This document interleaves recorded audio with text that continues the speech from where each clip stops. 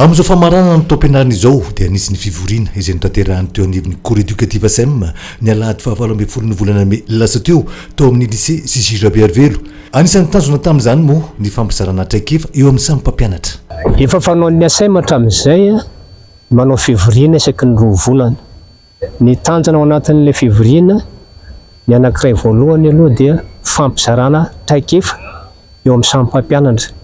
Kanefa koa mba hisy fifandraisana bebe koa amin'ny samy mpampianatra satria fantatra tsara fa be da be le section dia io fotoana anankiray zany mba fahafantarana ny mpiara-miasa rehetrarehetra. Ny ACEEM efa nanomana ny ankizy miara-tsaina ara-moraly mba hiatrehany hampahafantarana amin'izany Clé du BEPC sy Clé du BACC zany.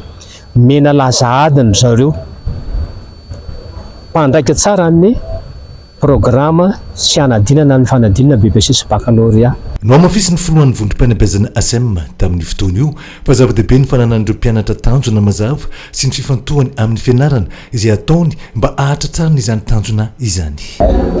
Ny mpianatra zany dia tokony mifantoka amin'ny fianarany, tsy ary tokony hanana tanjona mazava mihitsy amin'ny fiainany eo amin'ny fianarana izay ataony io.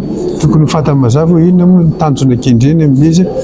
Ary rehefa mahafantatra ny tanjona kendreny ilay mpianatra dia mazava ho azy fa hifantoka ho azy amin'ny fianarana izay ataony dia everiko izay ny zava-dehibe indrindra. Toy ny efa fanao isan-taona dia hisy ny Clé du BEPC sy ny Clé du BACC amin'ny 20 sy 23 volana jona ho avy izao.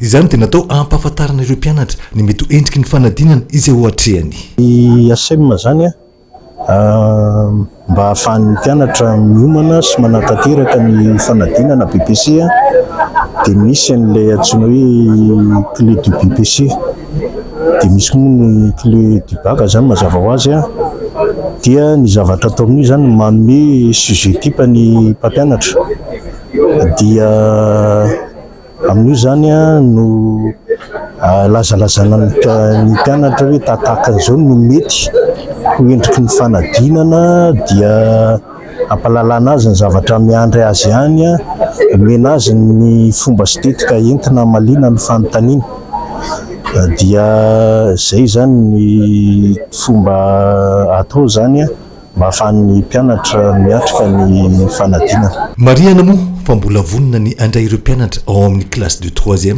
sy terminal hatrany ny eo anivon'ny COURS EDUCATIF ACEEM rehetra.